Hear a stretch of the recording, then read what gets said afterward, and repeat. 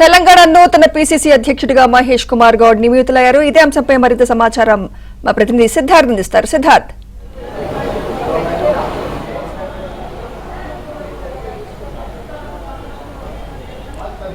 సిద్ధార్థ్ వినిపిస్తోందా? Thank you.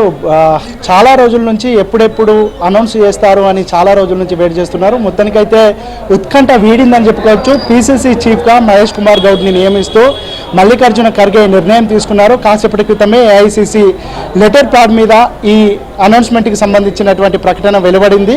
ప్రస్తుతం మహేష్ కుమార్ గౌడ్ బెంగళూరులో ఉన్నారు. ఆయన కాసేపట్లోనే హైదరాబాద్కు చేరుకోనున్నారు. హైదరాబాద్కు వచ్చిన అనంతరం ఆయన గాంధీ భవన్కు రానున్నారు. గాంధీ భవన్లో కార్యకర్తలు, ఆయన మద్దతుదారులు, ఆయన అనుచరులకు ఆయన ఇన్ని రోజులు సహకరించినందుకు ధన్యవాదాలు చెప్పనున్నారు. దాని తర్వాత ఆయన సీఎం రేవంత్ రెడ్డి ఇంటికి వెళ్ళి రేవంత్ రెడ్డిని కలిసి తనకు మద్దతు ఇచ్చినందుకు ధన్యవాదాలు తెలుపనున్నారు. చాలా రోజుల నుంచి సీఎం అగ్రవర్ణాలకు సంబంధించినటువంటి వ్యక్తి ఉంటే పీసీసీ చీఫ్ బీసీ వర్గానికి సంబంధించినటువంటి వ్యక్తిని నియమించడం కాంగ్రెస్ పార్టీలో చాలా రోజుల నుంచి వస్తుంది. అదే పద్ధతిని ఇప్పుడు కూడా కొనసాగించారు.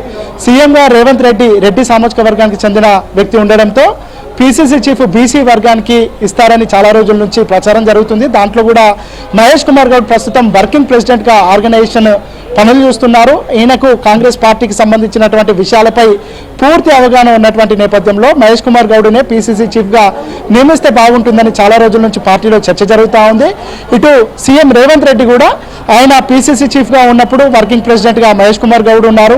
వాళ్ళిద్దరూ సమన్వయంతో ముందుకు వెళ్లారు. వాళ్ళిద్దరూ కలిసికట్టుగా పనిచేశారు. ఇదే కోఆర్డినేషన్ భవిష్యత్తులో కూడా ఉంటే బాగుంటుందని రేవంత్ రెడ్డి భావించారు.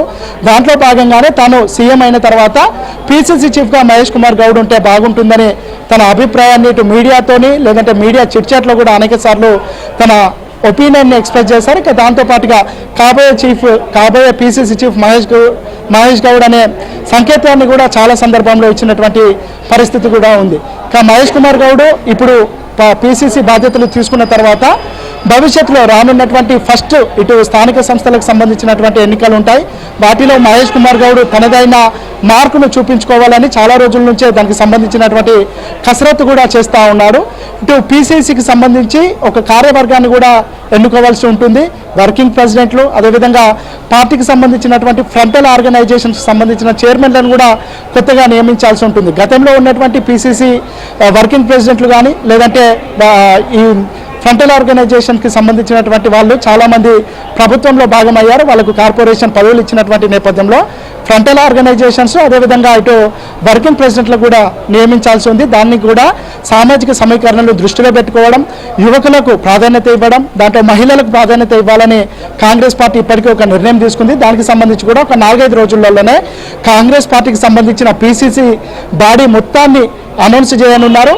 రాష్ట్రంలో అధికారంలో ఉన్నప్పటికీ కేంద్రంలో బీజేపీ తీసుకుంటున్నటువంటి విధానాలకు కానీ కేంద్రం అనుసరిస్తున్నటువంటి విధానాలపై కానీ నిత్యం పోరాటాలు చేయవలసిన అవసరం ఉంటుందని కాంగ్రెస్ పార్టీ ఒక అంచనాకు వచ్చింది.